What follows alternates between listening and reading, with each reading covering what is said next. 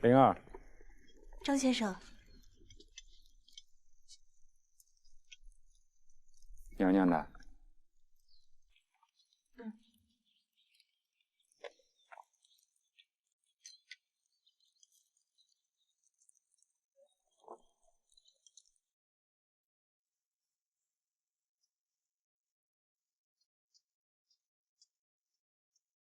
娘娘，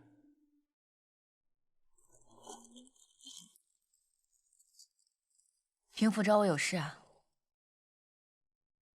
娘娘穿的太单薄了，这风大，仔细着了风寒。皇姑今日有兴致，想要乘舟游湖，一会儿也就该来了。都是奴婢大意，这就去拿娘娘的披风来。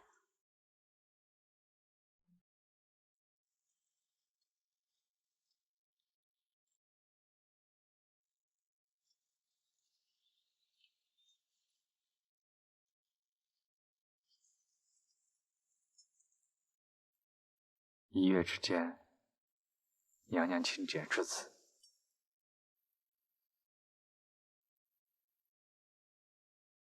繁杂琐事多，最近总是睡因不好。为张氏，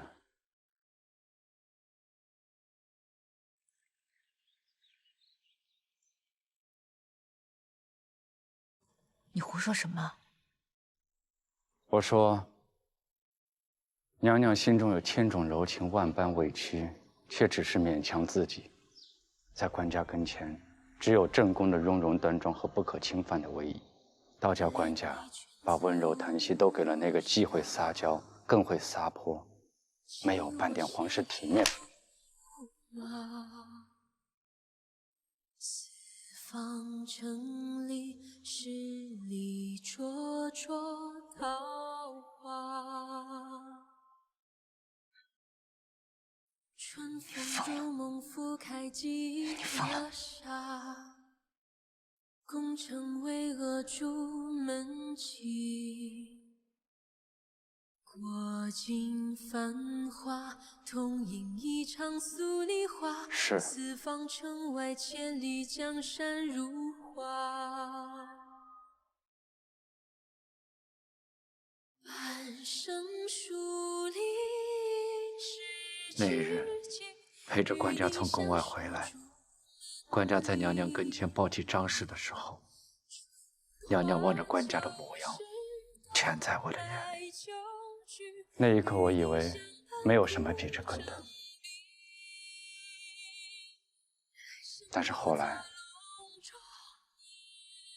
听娘娘跟官家说，今后张氏不同于其他妃嫔，身为中宫，却不敢再管张氏相关之事。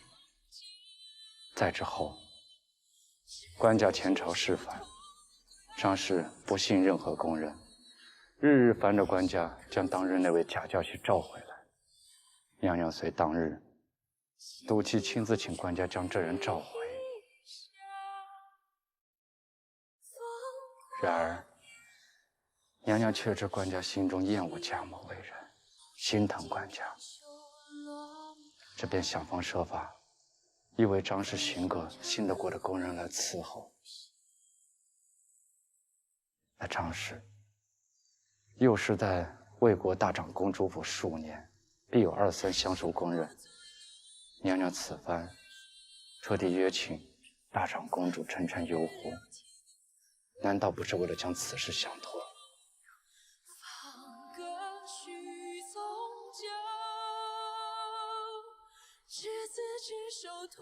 平夫，你不要再说了。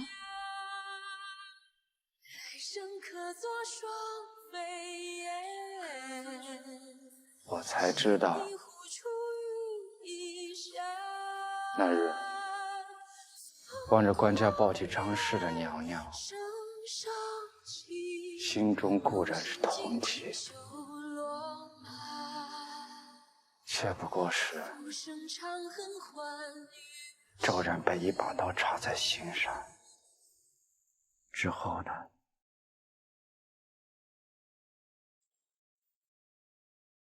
之后便是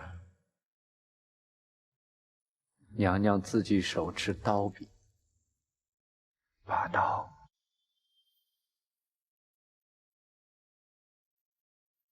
插在自己心里。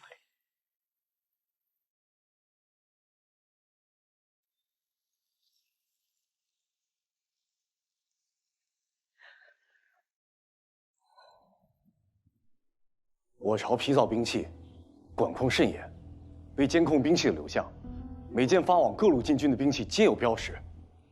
这断剑，正是当日偷袭刘虞孙的冷剑；这新剑，是臣从兵部取得的留底样剑。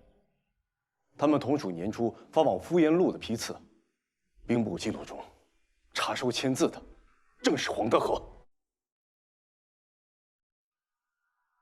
黄德和平日勾结党项盐商，暗通开封府差吏，用官道犯私盐，伪造官契倒卖女子。如今查到了确凿人证物证，但是临阵逃脱、诬陷刘平一事，只是各种线索，尚无铁证，对吗？是。这剑也只能作为旁证。不过，臣今日又得到了一些有关于那位亲手献出刘平亲笔降书的家仆的线索，继续追查下去，定能水落石出。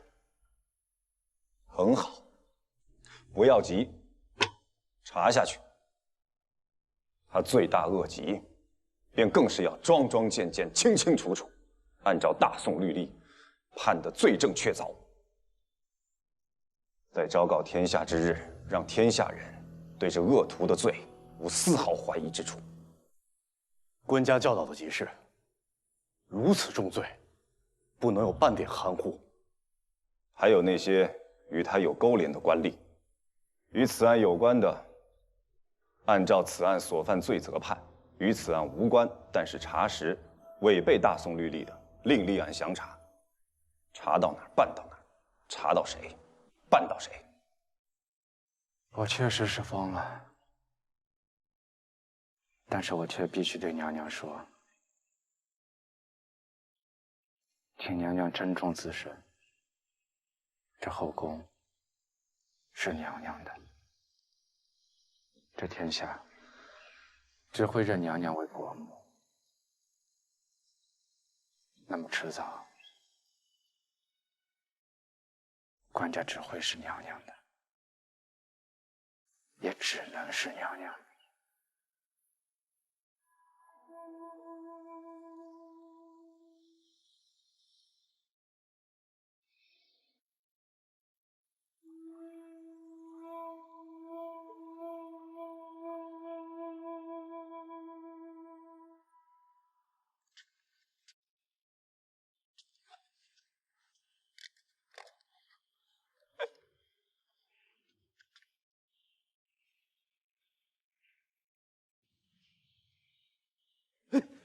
看看，嘿嘿，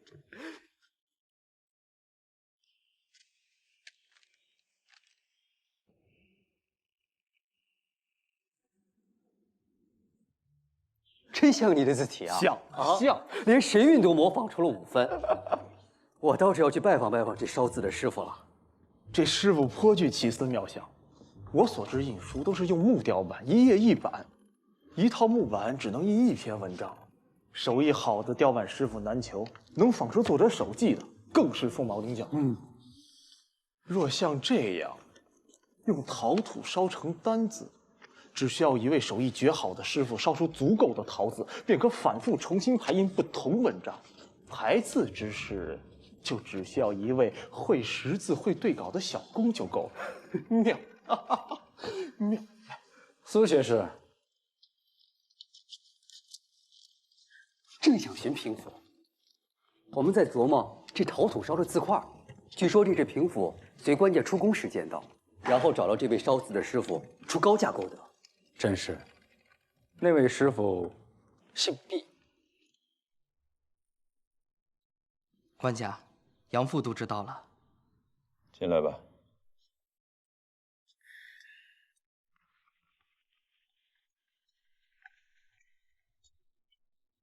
官家，也没什么特别的事，一会儿你去御书院帮我照顾抄书的小内侍，大概模样十分清秀，干干净净、清清朗朗的。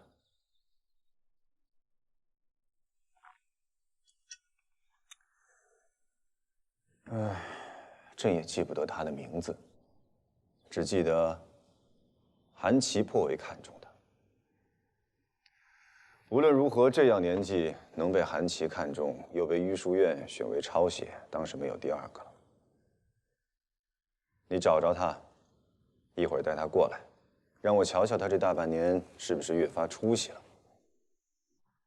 若是可能，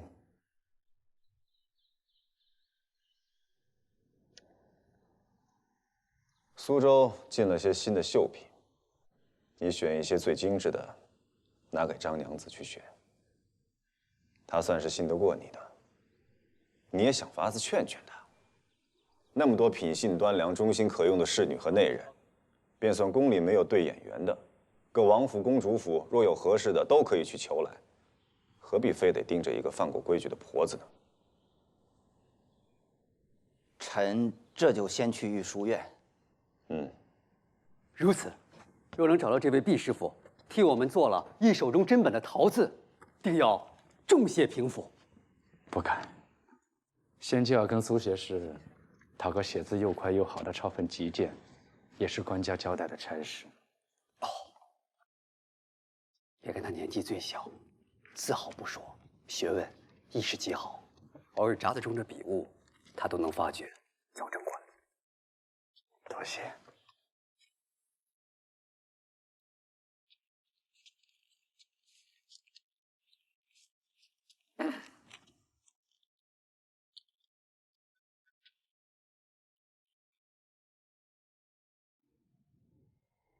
在外面查个西晋的案子，这是重要中间证人写下的线索和证词，你帮我抄录2段。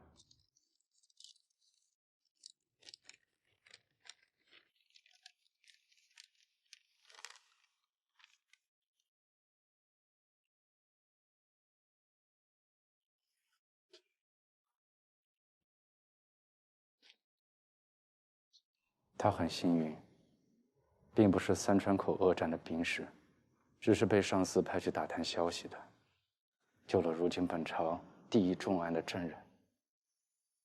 他有些危险，有人盯着他。不过你放心，我会保他无虞的。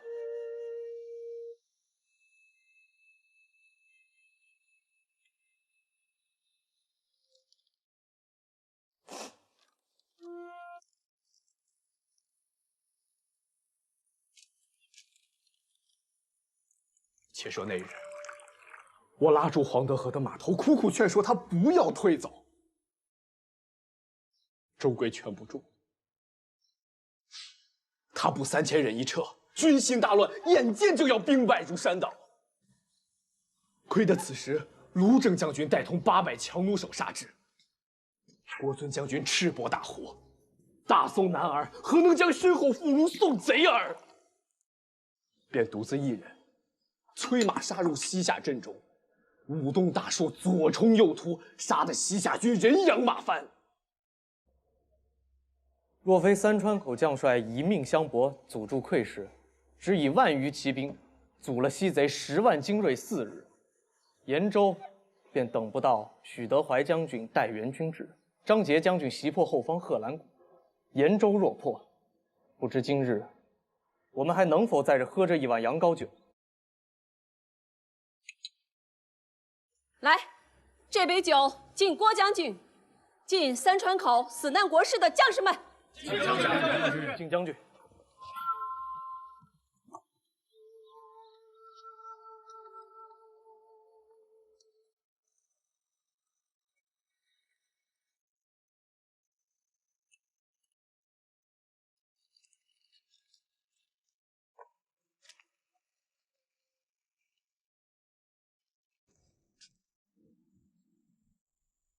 模样果然俊秀，招人喜欢。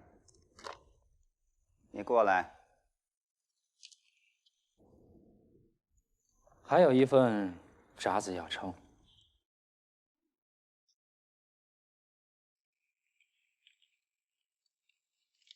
张茂泽，你可知？杨副都知，蓝条这些年可好？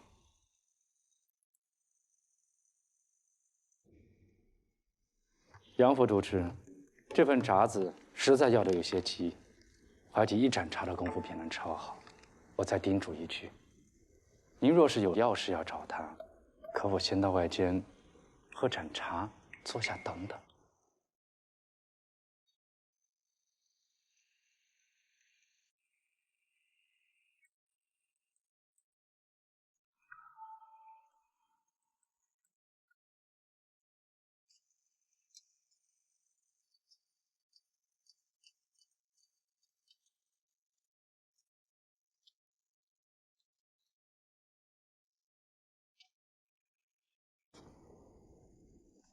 官家因为张娘子寻个贴心人照料，我才是看中了你。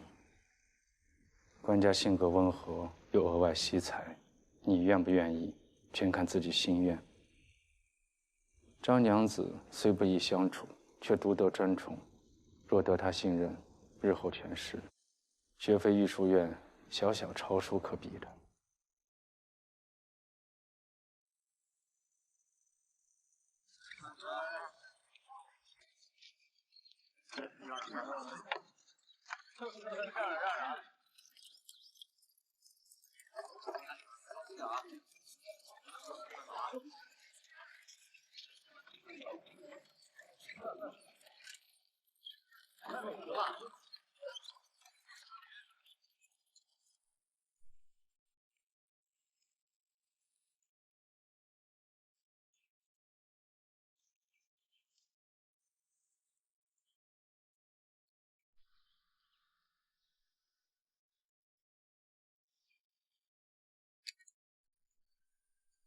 宗实，昨儿先生讲的你都记住了吗？嗯。一整篇学而第一都背下来了。嗯，刚刚默了一遍，我要对书看看有没有默错。完了完了，我却连一句也没有背下来呢！天哪，娘娘不知何时会考？今儿晚上有家宴，我觉得娘娘一定是会在我们去后院之前考试的。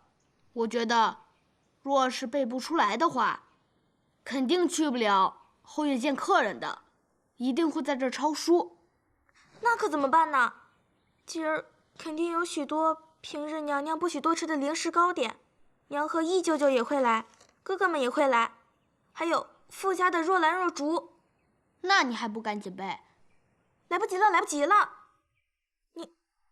你看你幸灾乐祸的样子，冤枉啊！哪次你背不出书，我没有帮你，没有仿着你的笔记帮你抄书来的。那今日若背不出，我陪你。真的？嗯，我又不喜欢热闹。我黄渤和堂哥哥们近日也来，我并不知道该怎样同他们相处。这种热闹里，我也只有同你玩才是自在的。横竖背不出，不去便不去了。一会儿我让秀娘给我们拿些吃食来，我们两个就在这儿，你陪我背书，我陪你玩。你得教教我背书的诀窍，怎的我就是背两句忘一句。娘娘陪着大长公主游船，然后直接去后院，让我领着13哥和高姑娘去后院。客人们都到了，稍等片刻，我们把书桌收拾了便过去。是。可是，没关系啊，你喜欢去，我陪你。你放心，一会儿我会一直同你一起。哥哥姐姐，你们在做什么？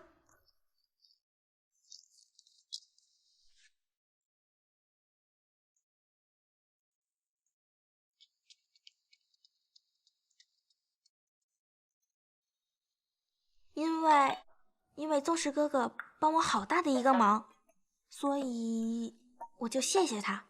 告诉你个秘密，只有亲人之间才能这样谢谢。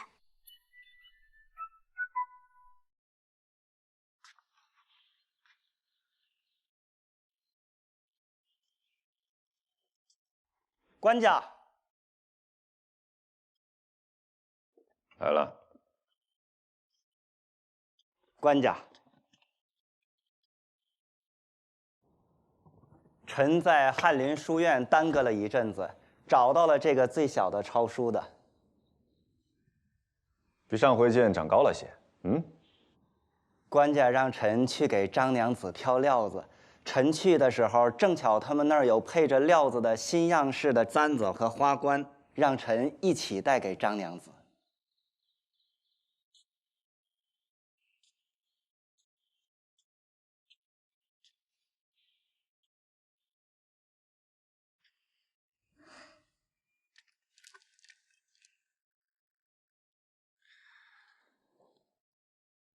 怀吉这孩子啊，甚是聪明，才12、13岁，不但字写得好，读了不少书，平日做事也是沉稳。这只冠是不是更配我今日衣裳？要去换上吗？怀吉，你觉得张娘子戴哪个冠子好看呢？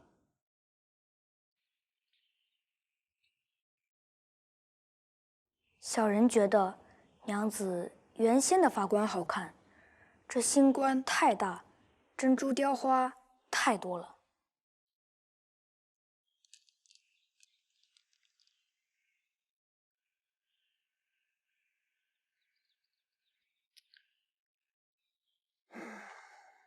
确实大了些，但是蛮好看的。你若是喜欢，便去换上吧。时候不早了，我们也该去后院了。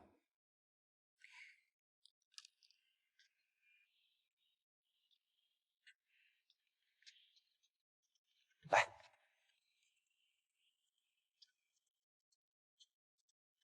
今日都读了什么书吗？读了一点唐书，管事的傅都之让你们读的？是贾相公让先生们给我们授课，讲到唐书，平日抄录大臣们的奏议，又常见引用，便找着相关的章节读了一些。那你读到过宰相张行成劝谏唐高宗的词句吗？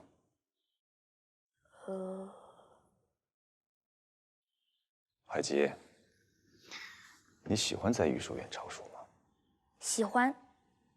可是那儿升迁的机会并不如后省多，若让你一辈子在那儿抄书，你还喜欢吗？那儿的书，大臣们、学士们的学问，小人一辈子也学不尽的。甚好。取一册朕方收回来的陶字印的文选赐予怀吉，再取些笔墨。去吧。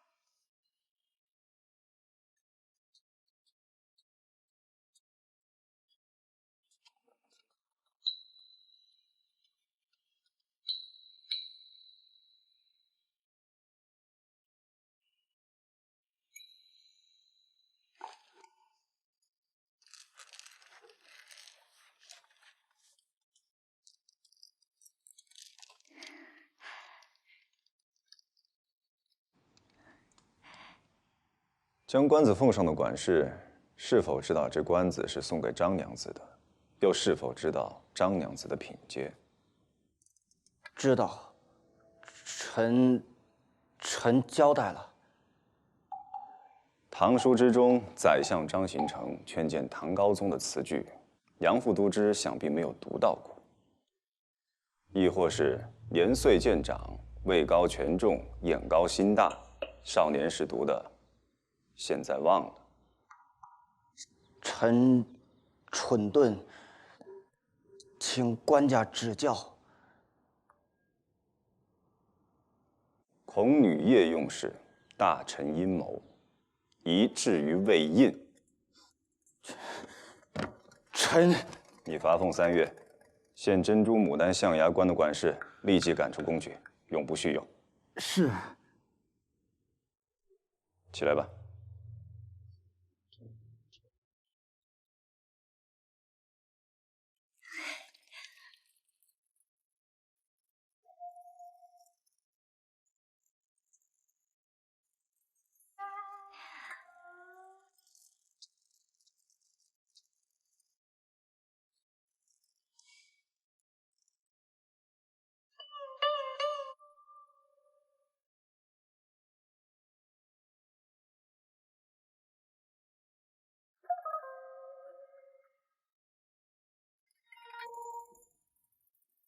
碧寒，若是皇后亲自从魏国大长公主府给你挑2个你从前熟识、品端忠厚的婆婆伺候你，今后教导皇儿，你可愿意？幼时在公主府，便没有哪个婆婆对我十分好，她们都是对我呼来喝去，动辄规矩，倒像是娘娘能看上的人。你就非那个假教习不可。若是官家问我，我自然不敢欺君，明明也就是他对我最好。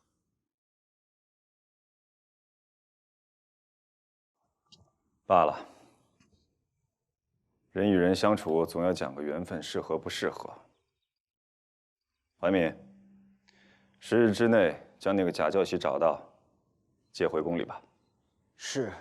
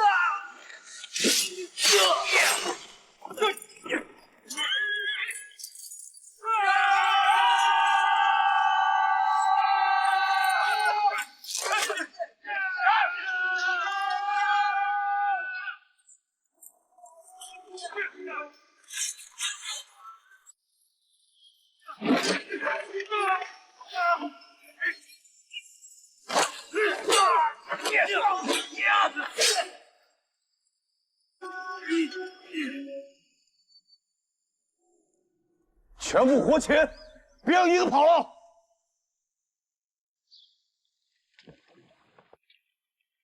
皇后，湖上的景色真是不错。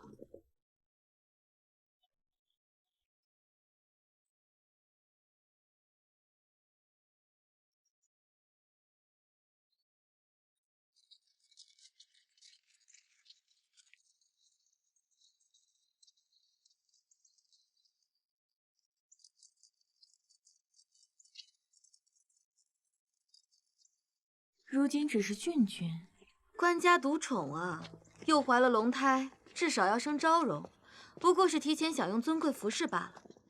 若是龙子，就是皇长子、贵妃都说不定。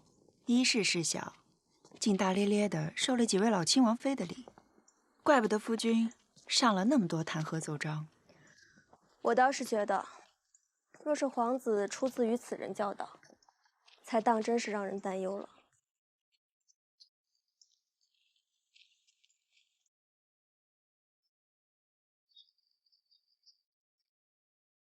这个哥哥能帮我个忙吗？这个哥哥能帮个忙吗？可以吗？你是谁？我是一个小宫女呀。皇宫就是皇宫，小宫女这么好看，我见过所有年画里的小姑娘还都好看。可是我好想吃那上面的点心，这些点心只给客人吃，我都没有吃过。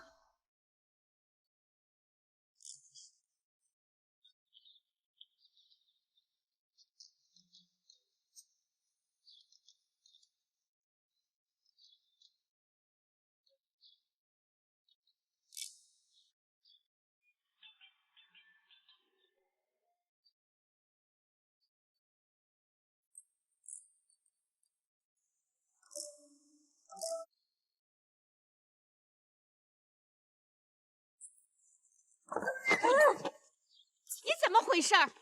你这个不开眼的笨蛋，家里没给你吃的吗？啊，头回进宫你就贪吃丢人，你个混账东西，混账东西，混账东西！打他！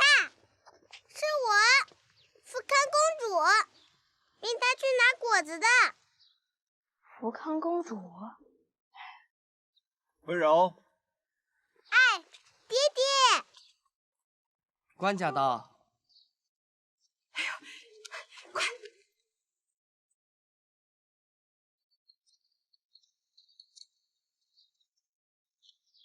乖。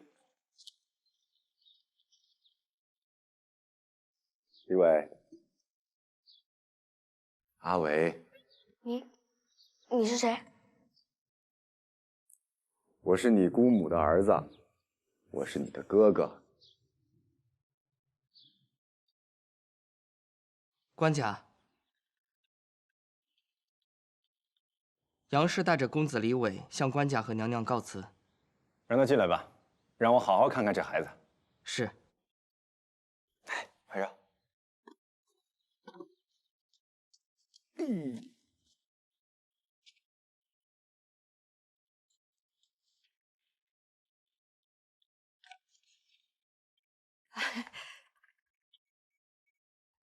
拜见官家，拜见娘娘。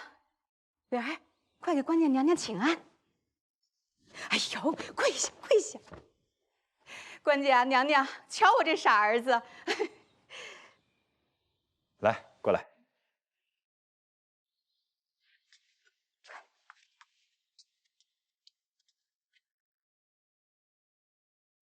像不像我母亲当年？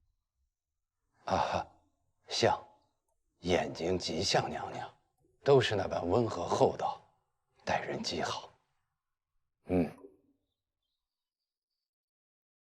你倒是该对叔叔说什么呀？差不多大的怎么是叔叔呢？这是辈分，不过也不必像对长辈那样那么身份。慧柔，这是你亲祖母的侄子，比宗实哥哥和你还要亲密。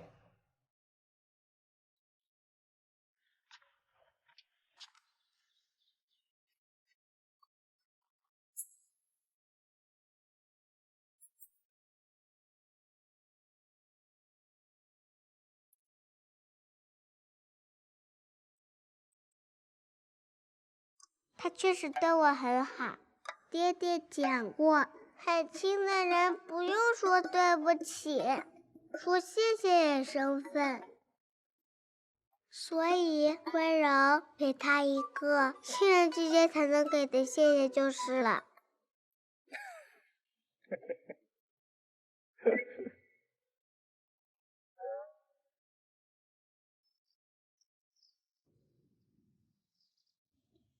此案历时半年有余，至此所有人证物证俱全，案犯于灭口之时当场抓捕，如今已亲口招认，所谓刘平叛国、投降元昊之事，纯属黄德和污蔑，为免临阵脱逃之罪，陷害忠良。之后又多次联络官差，行贿威胁，检面证据，杀人灭口，论罪当诛。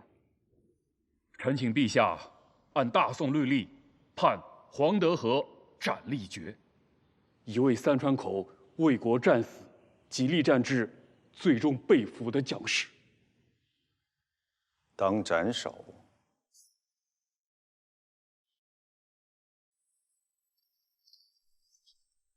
斩首不足以警醒世人，更不足以惩此滔天恶罪。朕钦判，对黄德和施以我朝早已废置不用的刑法，腰斩，曝尸于延州城头。然而此案却不止于此。黄德和罪大恶极，逃脱诬陷，杀人灭罪，自是十恶不赦之人。可他胆敢在种种证据都可查之，并未真正消减的情形之下，颠倒黑白，却是因有大大小小的官差吏结成的利益之网。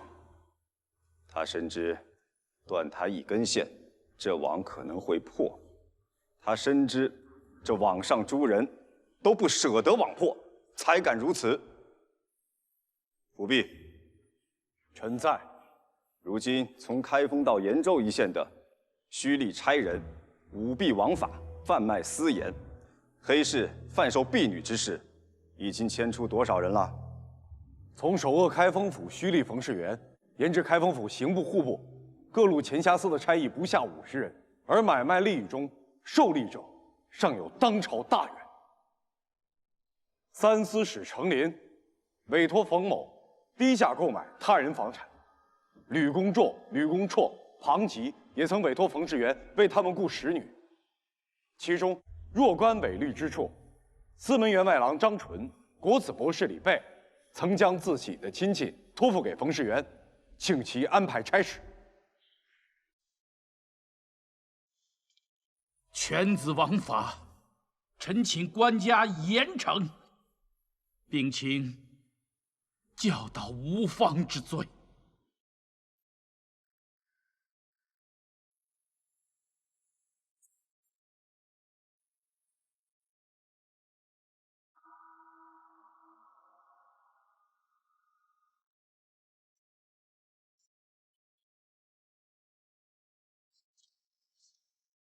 朕今日也向众卿说句内心的话，也认个朕自己的错。朕从来便知，为官者大多不能公忠能廉4字皆全，于是对于这个廉字，只要未曾害到公忠2字，朕并未十分追究。然而刘平一案，朕最初为黄德和之无耻震惊，为诸多牵涉其中，替他掩盖罪行的差役愤怒，更为被此案牵扯出来的朝廷官员痛心。朕反复想，这些读圣贤书、为官多年的朝臣，若是当真知道贿赂自己、给己便利的这些差吏胆敢如此，便也不会有这样的牵连。便如程琳、程亲家你，也曾为国出使，铁骨铮铮；也曾兴办水利，治理河患。烈日寒冬，身居一线，不计劳苦，为民之心全全可见。朕想，难道不给这样的官留个体面？臣程琳辱没清白，辜负圣心，以对不起自己金榜题名之日，视为父母官的志向初心，请官家重罚。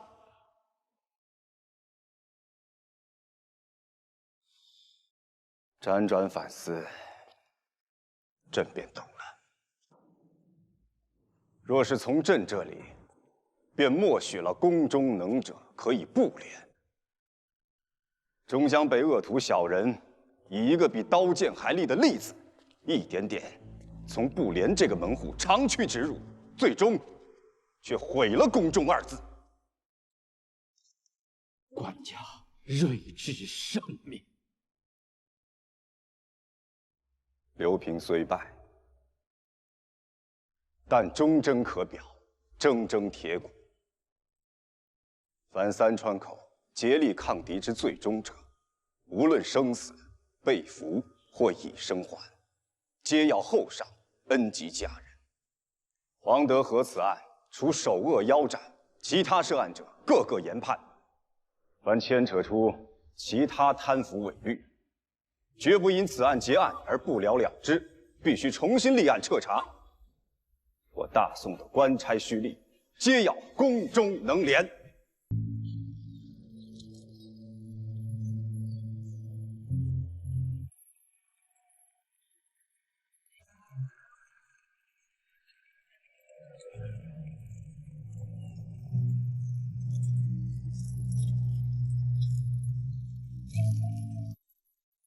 哟，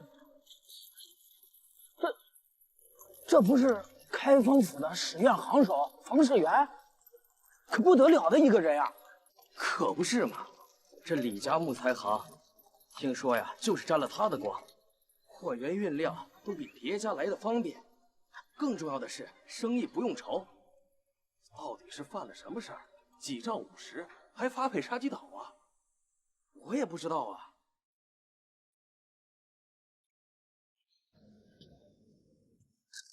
这份《每日朝报》是大相国寺西边许家文管的，花了12本。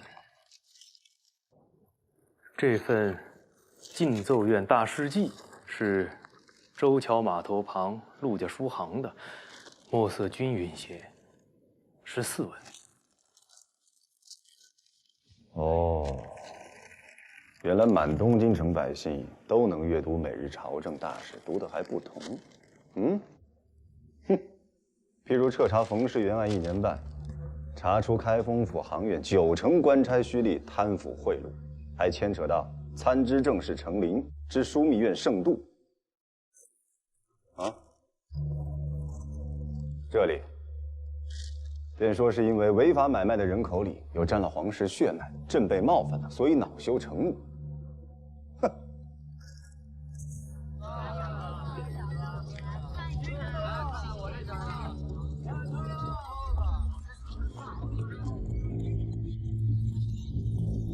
民间对晋中与朝堂的好奇猜测永无止歇，这既有人求，便有人挤。酒楼茶肆，人人议论朝廷政事，所议顶多只有2分真，说是小说传奇都不为过。偏偏还言及朝廷重臣，杂以闺阁私事，太失体面了。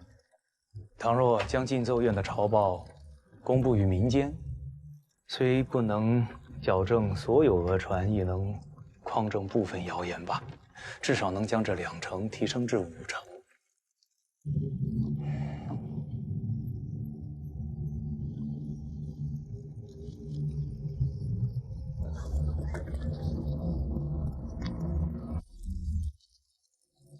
朕只是担心不实的揣测多了，众口一词，难免影响民心。只要没有人故意造谣引导，怎会众口一词？既是闲谈胡言，那便有人这么胡说，也有人那么胡说。只要不关乎百姓的吃穿用住、婚丧嫁娶、子弟前途，这份热情便持续不了3、5天。臣敢说，这冯世元还没到杀鸡岛，东京酒楼议论的主角便不会是他了。官家何必会为了这些闲人议论而烦恼纠结呢？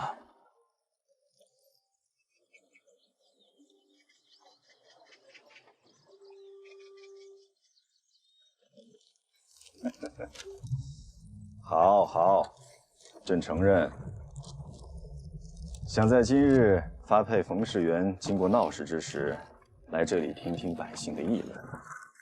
原以为朕费了这许多功夫严办此案，不肯姑息任何人，总该有几句肯定之言。结果，竟没听到一个理解朕苦心的。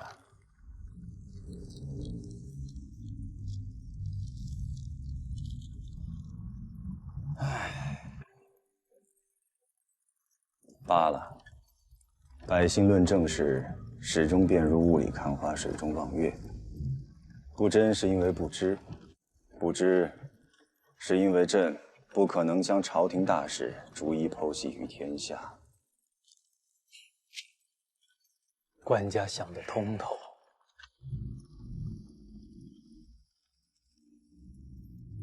不管这些民间议论了，冯士元一案最让我惊心的是这些披着枷、带着锁的虚吏差役，曾经织成了开封府的网，扣着开封民政要务的命脉，而背后18路路府多少虚吏差役，那岂不是扣着我大宋的命脉？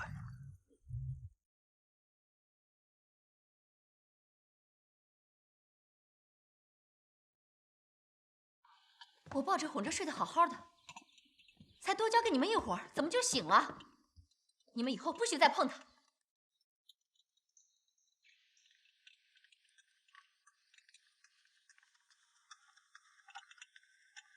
那清河郡君，哦不，如今已经是张才人了，有多红？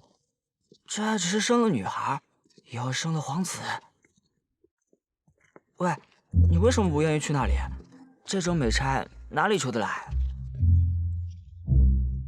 并没有手谕要调我去。跟我还装？我的消息来源绝对可靠。你说，你为何不去？你怕他太骄纵？其实啊，我就不怕。女人越是表面显得骄纵，越好哄。我喜欢在翰林书院。你是张茂泽的人，他支持皇后，自然跟张才人过不去。哦，是了，张茂泽虽年轻，但自小在宫里，又是陪着官家长大的，是官家最信任的人。论在宫内的势力能耐，比副都知都大。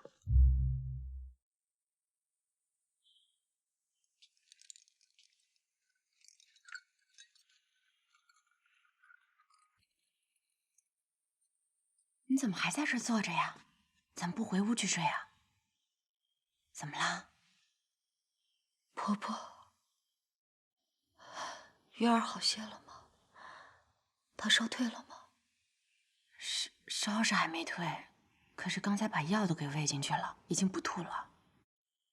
乔乔，你这是怎么了？你自己还病着呢，这这么凉又有风，走，回屋睡去，快！我只想离月儿近一点，若有什么事，能赶紧知道。你呀，还是把自己的身子先养好。你是月儿的依靠，你要是有个3长2短，这月儿又是个女孩，你让她指望谁？但是她也是官家的女儿，谁敢对月儿不好？婆婆，你说，会不会是有人一直暗害月儿？这孩子在我肚子里时就待得不稳当，后来好不容易稳住了，生下来时也白白胖胖的，可是还没出月子，就大病小病不断。到底是谁这么狠心害我的月儿？他冲我来啊！这孩子这么小，本就容易生病，别胡思乱想了啊！孩子这么小，那徽柔怎就从不生病？我打听过了，那孩子从出生的时候就吃得好，睡得好，什么病灾也没有，还不是有皇后护着？我算是想明白了，这后宫官家顾不过来，皇后才是一手遮天的。哎，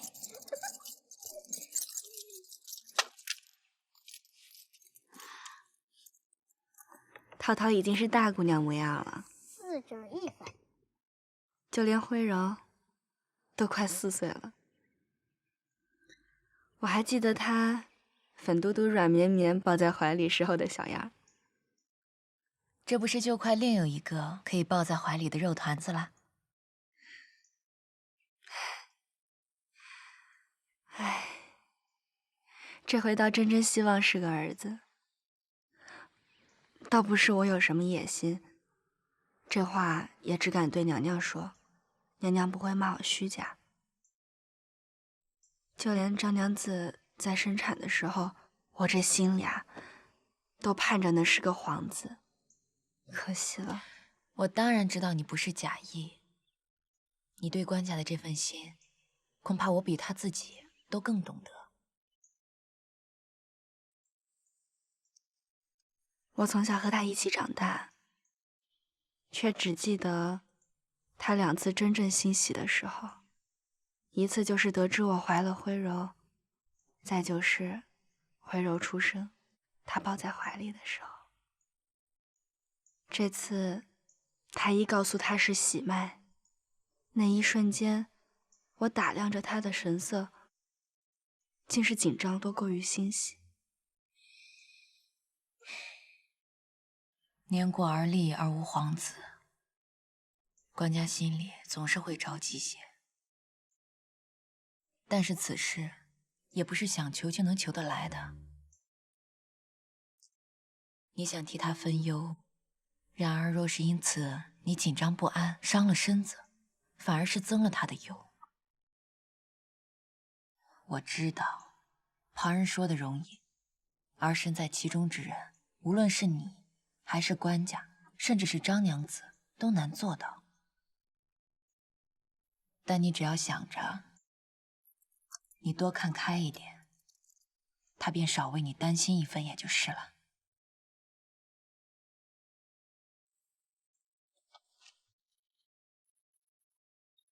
慢点儿。娘娘姐姐，慧儿会破钱了。来，姐姐抱。这是慧儿赢的。姐姐肚子里有小宝宝，不能使力的。慧柔大了，是大姐姐了。那这是慧柔赢的，就给小宝宝做礼物。好。慧柔真乖。来，奖你一个蜜饯吃。啊。去玩吧。咱们越是讨厌谁，就越不能记，更不能把讨厌谁挂在脸上。明明是他们嫉妒你，处处针对你，可他们骗的让官家觉得是他们委屈，又会利用徽柔那小妮子抓着官家的心。这官家为了要看徽柔，可是得常常去怡凤阁的。这怡凤阁和坤宁殿根本就是一气。那怎么办？这第一条就是得忍。皇后的不好，不能从你嘴里说出来。咱们得想办法，这样官家从别人的嘴里知道皇后的阴毒。消息确凿，这姓贾的入宫前，竟也搅和了卖西边的私盐和往那边卖女人。虽说与冯世元无关，出了这个门，便不要再提起这件事儿了。为什么？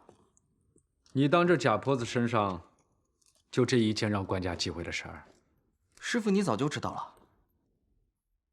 你觉得官家对这贾婆子感觉如何？是不喜欢的，不过张娘子执意向官家闹着要，彼时也没有证据，官家也没办法。如今张娘子愈发依赖他，事事处处离不了他，官家更没办法。难道你想张娘子又无依无靠地住进福宁殿去？我倒觉得张娘子有她挺好。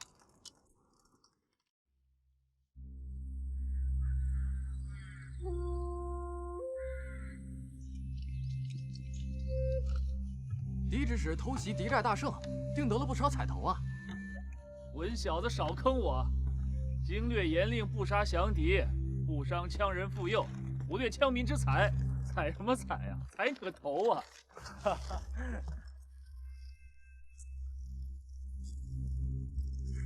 范经略，这拿下去，给先生炖了。是。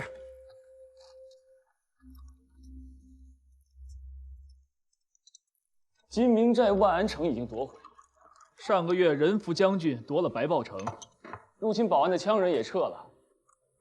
现在我攻下了西界卢子坪，我们何日与元昊的主力决一死战？狄青请为先锋。先锋？还有谁比狄青更合适啊？不是将军不适合做先锋，而是先锋不是今日狄青最适合做的。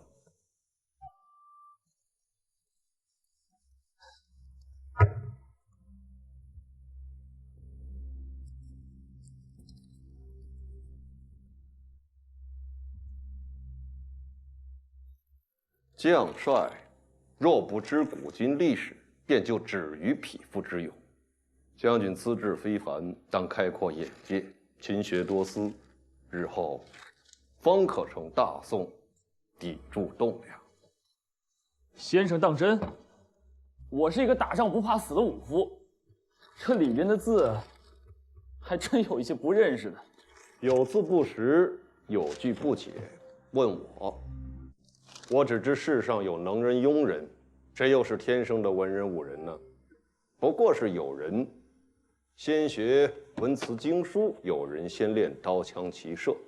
你作战不只英勇无畏，且长于判断，机警灵活，又能善待老幼妇孺，聪明勇悍又不失仁厚，怎么能读不了书呢？仁厚？夺下金明寨万安城，难道不是你反对杀光俘虏吗？只因为这10年我都驻扎于此，不打仗的时候，我就跟对面的人拿茶叶换山盐，一起猎羊抓兔子。狼群来的时候，我们就一起打狼。下等士兵只听上头的命令，我们只要把抢去的夺回来，干嘛要伤人性命？这便是人了。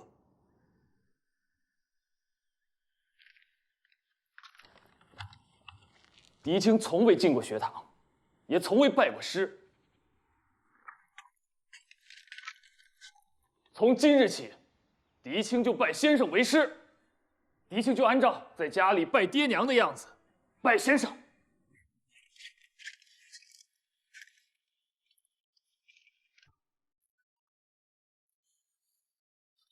将军请起。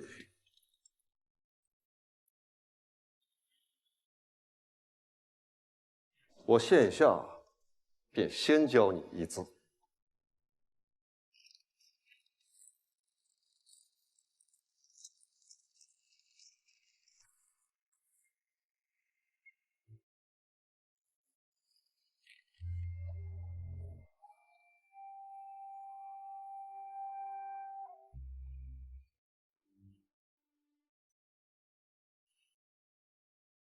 武。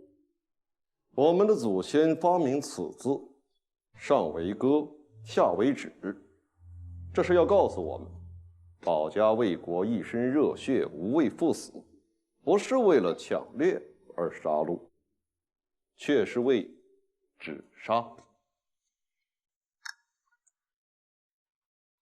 我是想让将军以后每当提刀起杀，便会记得此字，止戈为武。武为止戈。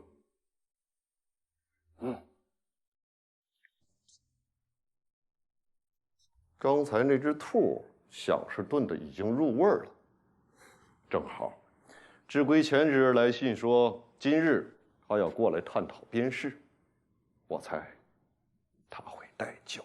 谁他呀？知归啊，就算以倾国之力不计代价，我们能挺进大夏境内，灭了元昊，交手示众，然后呢，安排我朝的官员前去接管从前的党项株洲，派禁军驻守吗？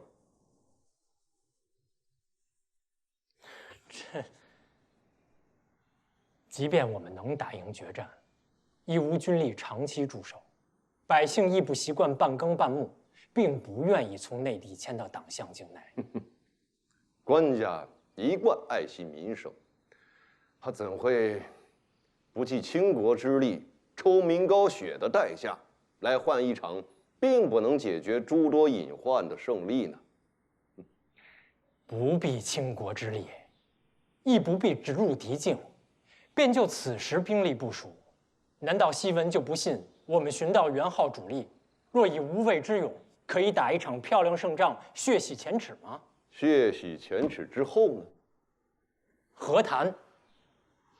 破元昊，消去帝号，确定疆界，签订一世之盟，给敷衍还庆的百姓安宁日子，兴水利，办农业，广教化，重开圈场，让这边境之地一如东京繁荣。这无需一场大决战才能实现的，我们只需增建堡寨，整治纪律，屯田安民。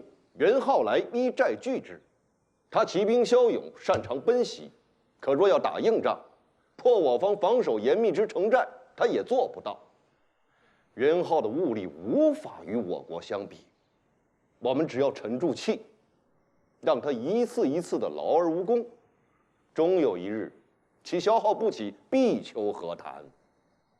元昊如此桀骜，又狡诈贪心，难道他真的能顾及百姓之苦而求和谈？他不顾及时日越久，百姓无计为生，情势自会逼大。西文，这要等到哪一日啊？我朝物资丰富，新进配的火器无比精良，此番又集结良驹，难道我朝大宋健儿都是孬种，只敢依保而守，而不可以攻代守吗？边境地势而言，利于守。以往对战的结果便是明证。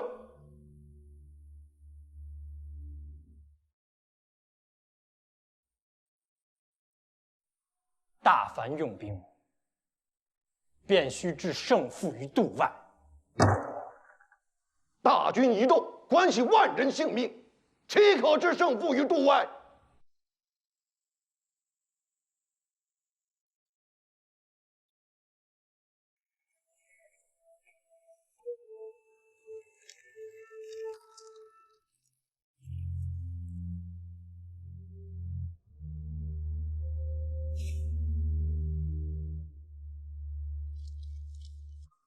范仲淹和韩琦，一个执意据保而守，一个执意要探出元昊主力所在，迎头痛击。两人各有所据。朕之前说了，让夏竦定夺。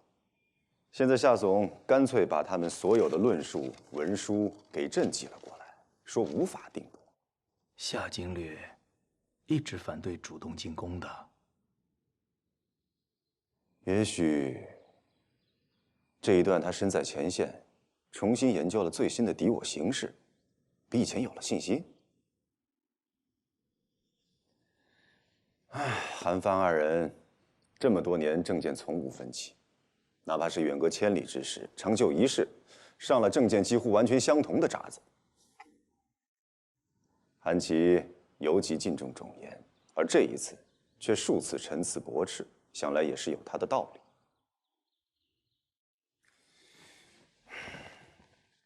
范仲淹年纪大了，自然老成持重些，没有了青年锐意。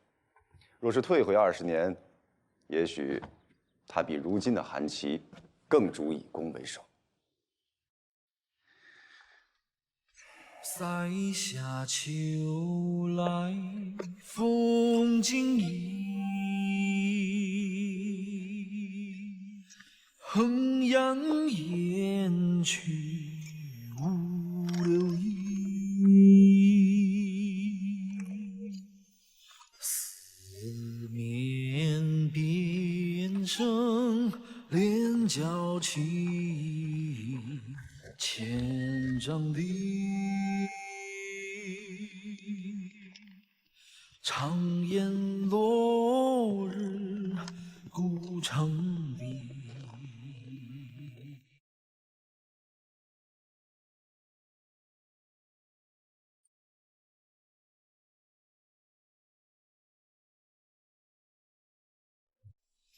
浊酒一北家万里，俨然为了归无地。羌关悠悠，霜满地，人不寐。将军白发征负累。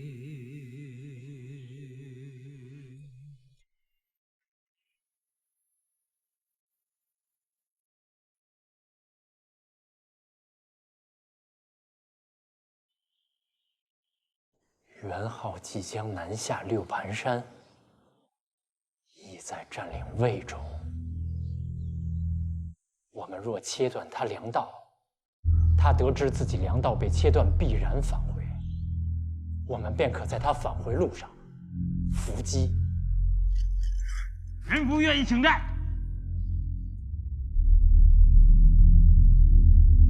立即回顾原集结人马。人夫，便由你领兵，迂回敌后，以逸待劳，据险伺机伏击。是。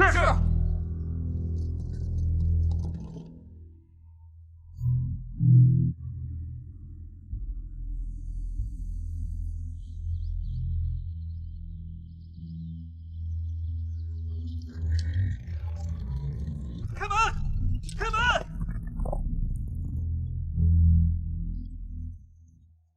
战报如何？副将军误信了假消息，堕入元昊包围圈，激战数日，誓死不降后。任副将军连同万余士兵战死。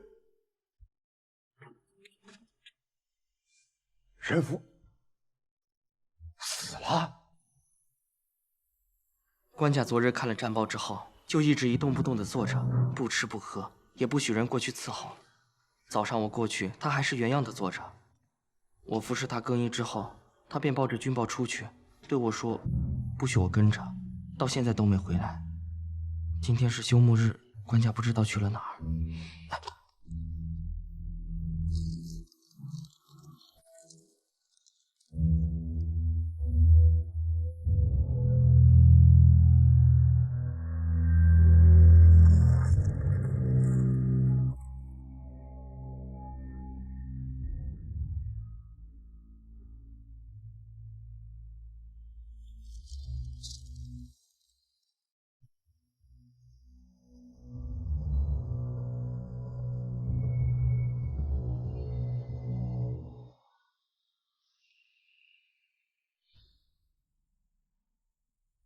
娘娘，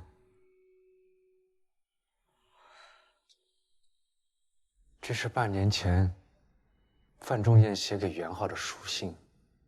范仲淹主和，他与元昊有书信往来劝和，他从未隐瞒，官家亦没有不信他。但是，毕竟是要查清楚的，这是皇城司职责所在。我知道，我只是想到官家看到这句话时，是多么刺心。他一直最怕见到的，便是无辜之人流血。他亲情上颇多欠缺遗憾，尤为不愿见的就是骨肉离散。所以，娘娘该是想到官家会去了哪里。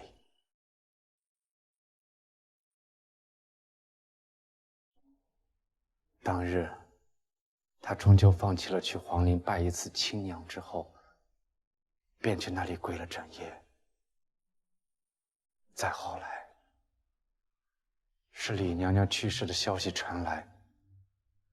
他又去那里跪了一夜。再之后，是大娘娘走了，官家竟还是去那里归了陈业。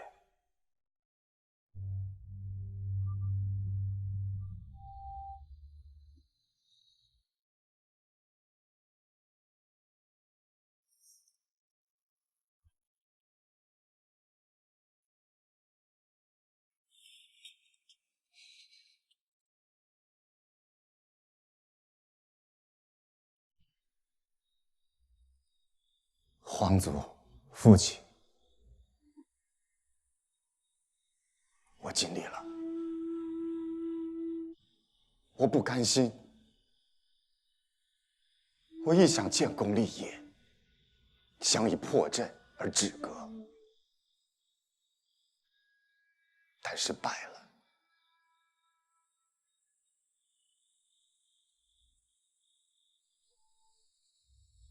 若我肯接纳范仲淹和晏殊的建议，严守以待，元昊迟早后续不济，会当求和，那么便不会有这么多的将士变为白骨。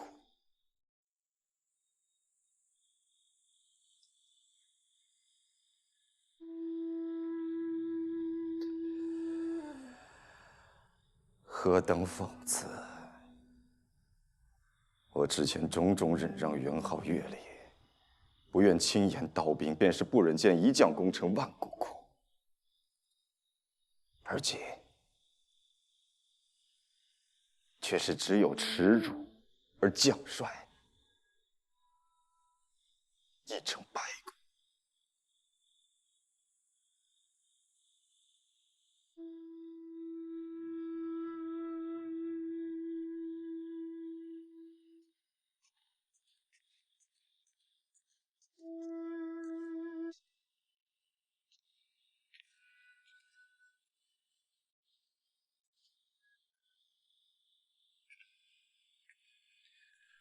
我说呢，谁敢来？我今日说了，谁跟着我，我就斩了谁。不要以为朕不敢杀人，黄德和不就是被朕腰斩了吗？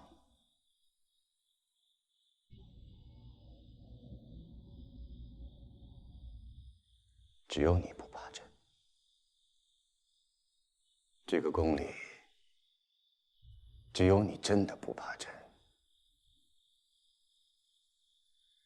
你永远要做你觉得对的事情，做你自己心中的皇后。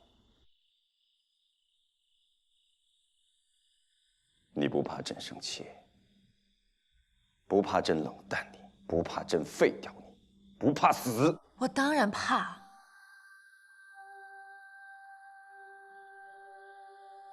只是我知道，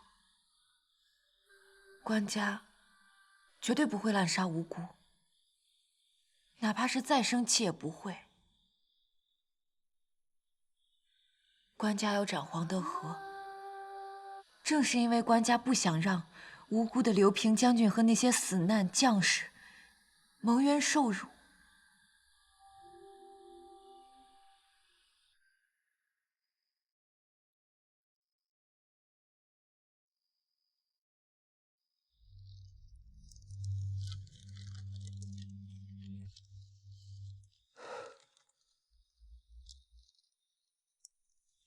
从不滥杀无辜，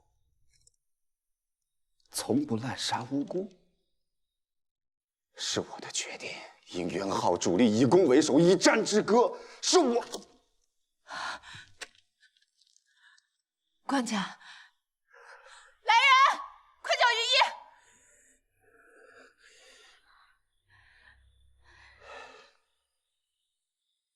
且犯兵战死，非有罪也，忠于主儿；汉兵战死，非有罪也，忠于天子耳。忠孝之人肝脑涂地，积累冤魄，为要为哉。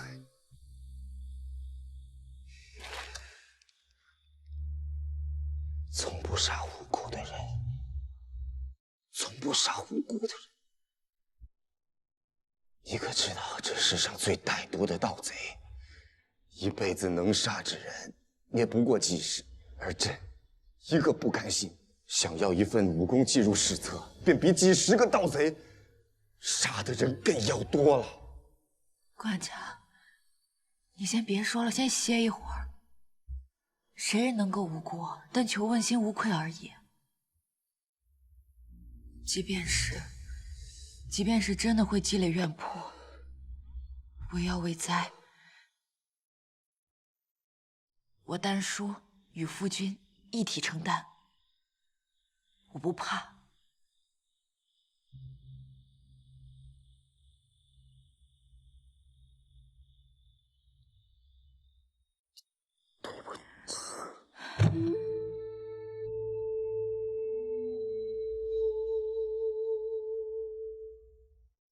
管家，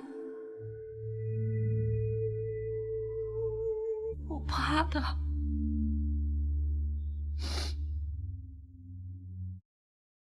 我怕失去你。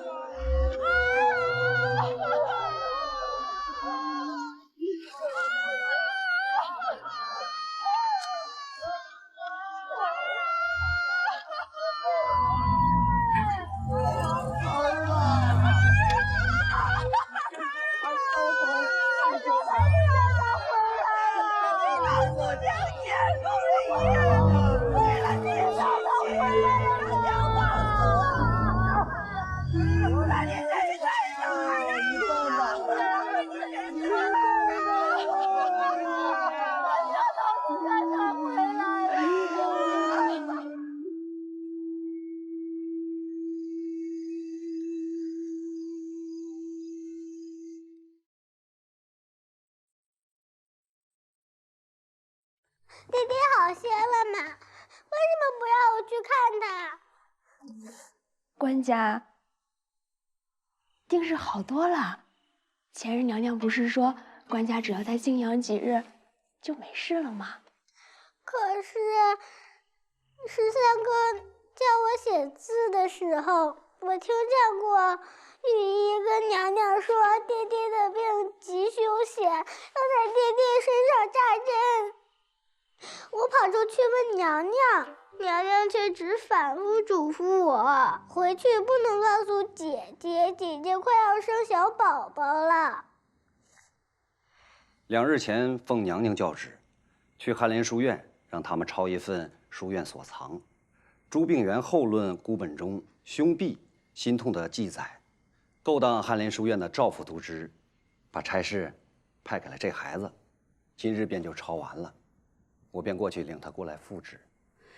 娘娘刚去福宁殿陪官家去了，今晚该是不会回来了。你把抄好的书放下，明日娘娘回来，我自回禀娘娘。娘娘若看了还有疑问，再遣人传你进来。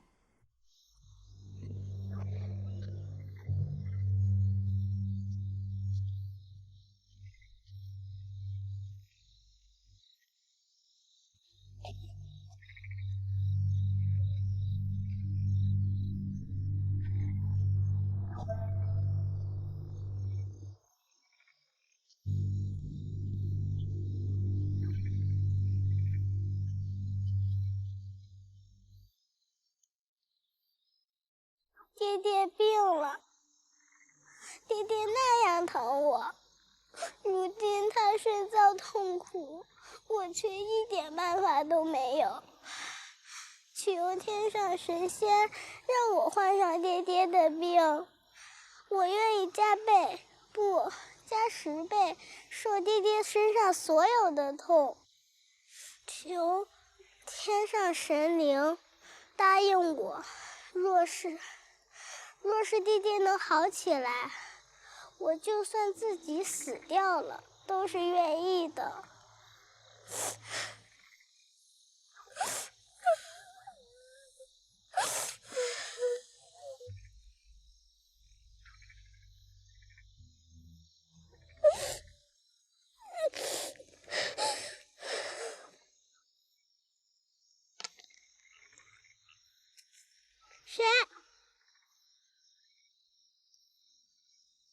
我是迷路的前省内侍。谁？谁在那儿呢？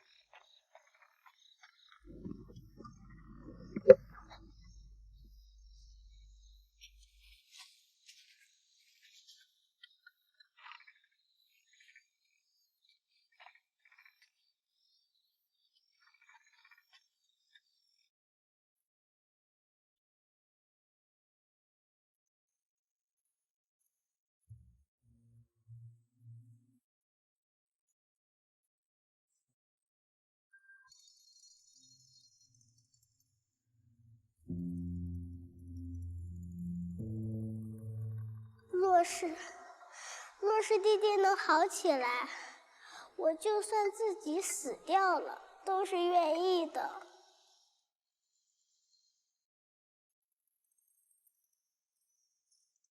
请天神让那小姑娘的父亲平安康复。他的女儿那样美好，那样爱他，他一定是个很好的人吧。